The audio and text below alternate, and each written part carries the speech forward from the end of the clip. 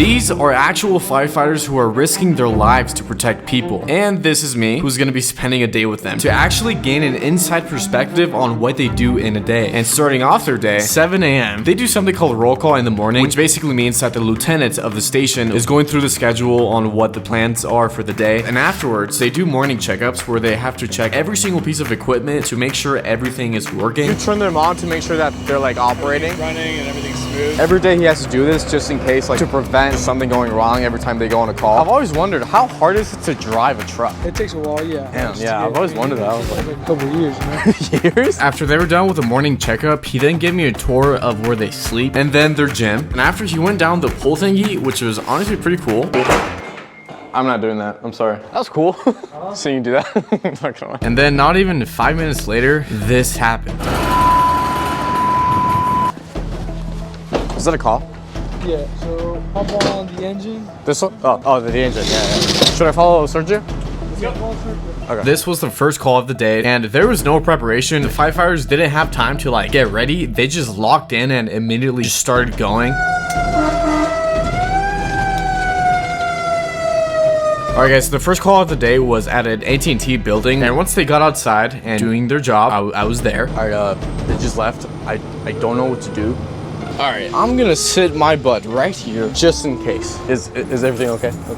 Yeah, it's a little false alarm. Oh god. After the false alarm, they literally got another call. So obviously we went to it, but this time something actually happened. Assault. Someone got assaulted. Oh really? After the false alarm, someone got assaulted apparently, and so they're checking it out. It's 9:41 a.m. and so far they've gotten 2 calls. For the record, I can't record the firefighters attending the medical call because that's illegal. But luckily, later on in the video, I'll actually be able to show you guys what firefighters do in action. So 10 minutes later, the firefighters came back and handled business as they usually do. And then we went back to the station where they fueled up the truck, which is something you don't really see firefighters do. Oh, very cool. Yeah, it's filled up. I always thought it was diesel. It is diesel. Oh, I thought it was gas. Diesel's always green. Let's pretend like I knew that. So this is 2 different. What does that mean? So they just called 911 and someone said that they saw a fire on a shed, and they give you the address of where it's at. That way we can get a little anticipation of who's going to go on that call. We respond fast regardless of what it is, but when you hear that, you can hear their level of excitement. That's what I'm trying to say. We have 25 stations in Oakland. Station 1, heavy rescue, and we have the battalion chief. So the engine is the one that has the pump and the hose. Okay, yeah, see, okay, so guys, fire truck is not the main thing. They're called engines. Oh, yeah, but this is a truck. That's a fire truck. Oh, this is a fire truck. Okay, yeah, this is what they, okay. So this is like the standard. When they think of a firefighter, they think of this, correct? I think a lot of people do. Yeah. A lot of people do? It depends, you know, I mean, some people just commonly call this a fire truck, but yeah, but it's not. Correct, yeah. Yeah, this is. On the inside, it carries 500 gallons, right? We have a tank.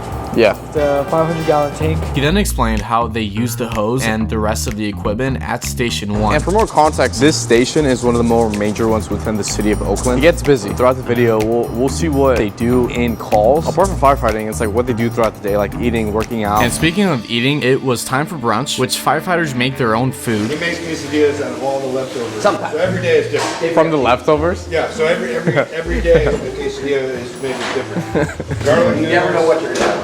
and Yeah. everything else is always Waffle different. quesadillas. Dang, I sure am.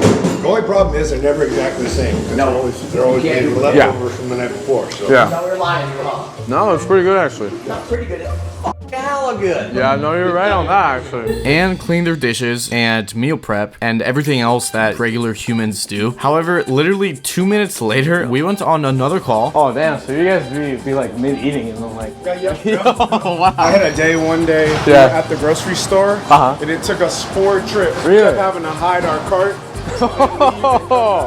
damn. Okay, so it's the 3rd call that I'm on right now, and they were about to have lunch, and boom, call. And it's like they could be taking a number 2 in the bathroom, and like, nope, gotta take a call. Apparently, the guy who's in there is 72 years old. Was the guy okay, or? That guy has end-stage cancer and he's having difficulty breathing. Jesus. Yeah, that definitely hit me right there, to be honest. But I guess that's part of a firefighter's job, is to deal with those situations. Was that another one? Yeah. Are you serious? Yeah. Oh, really? Bro, I was not expecting that. She read it back.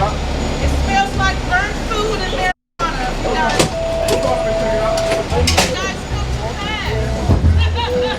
That call was just people smoking that Zaza and triggered some alarms, so nothing major. So after we got back to the station, the lieutenant was explaining the ethics of being a firefighter. We don't ever want somebody's house to burn. Yeah. But we want it to burn when we're working.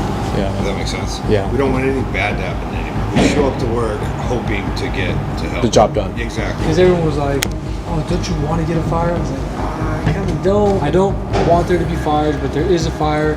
I want to be there to be able to help. Yeah. Because that's what we signed up for, right? We want to be able to help. If it does happen, we want to be the ones to be able to put it out and help them. All right, guys. Right now, they are going to do a competition. Small, little bit of fun of, competition. Whoever can put on their PPE first, fastest. Oh, this is fun. Ready? 1, 2, 3. Oh my gosh. Oh my gosh. Oh my gosh. What? Oh! Wait, who won? Wait, did you win that? Did you win that? Wow, bro, you guys are fast, man. Alright guys, I'll be honest, seeing them put on the suits made me, inspired me, so I decided to try it on myself. So that hole's going to be where your face is. Nope, the other way. Good, and now you can grab the helmet. There you go. I'm trying. Alright guys, if me struggling did not make this clear enough, the gear was so heavy. And on top of that, I had to carry a dummy, which was like 150 pounds. You have to be able to pull someone out, right? So these are some of the training we do. Damn, bro, okay. Oh my gosh. Give me a second. This is 150? Uh-huh. This is like 200, no? 250 pounds. Can I hold him by the head? Yeah, go ahead. There you go. I'm sweating. Yeah. Yeah, take it off before I have to wash it. That's gross. Oh, yeah. just yeah. Then afterwards, we were finally about to eat, and then 5 minutes later, this happened.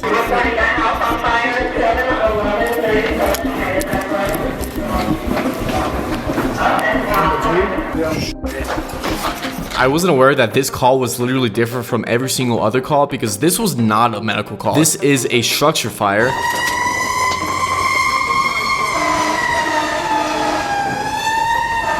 Can you enter the heat or cancel? Engine running up 37th Street Command. We have light smoke showing of a 2-story house. Behind us? Next to Okay. engine. Hey, there's a hydrant behind us. Yeah. It's across the street, though.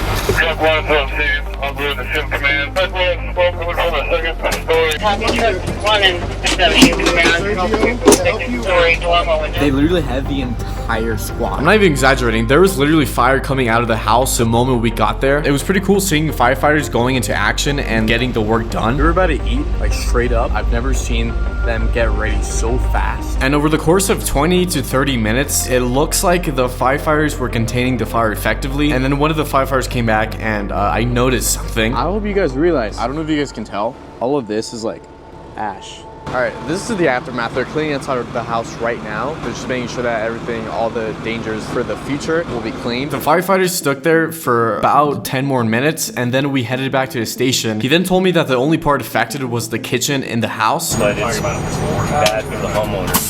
Yeah. Oh, you mean So that person has to find like a new, entirely new home? Yeah. That's wild. Oh, that's so sad. And expensive. Yeah, very expensive. That kind of put it in perspective, the amount of people each year that they lose houses due to fires, and that's pretty sad to me. But nonetheless, we went back to the station and they started prepping food. But guess what? Another call. And this time it was just like a small fire.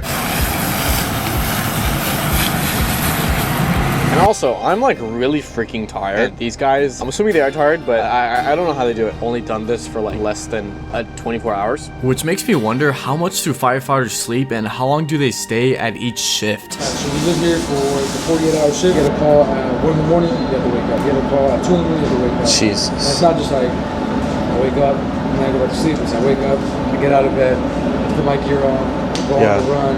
Yeah. I go to whatever emergency it is, whether it's a car accident, whether it's a medical emergency, a fire, it could be 2 hours, you're there for 6 hours, and then after that, come home, you have to clean, and if you don't, you go back to sleep.